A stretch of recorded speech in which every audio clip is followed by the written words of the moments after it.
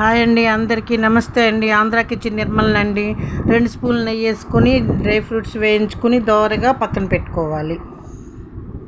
అందులోనే 1 కప్పు బొంబాయి రవ్వ వేసుకొని దోరగా వేయించుకుని కప్పున్నర పంచదార అందులోనే వేసుకోవాలి.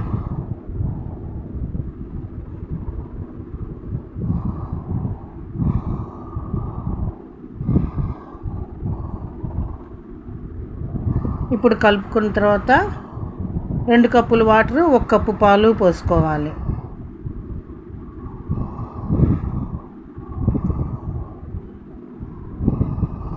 చిటికెడంతా ఫుడ్ కలర్ వేసుకోవాలి.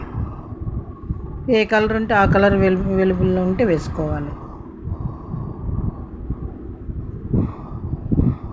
నెయ్యి 2 స్పూన్లు,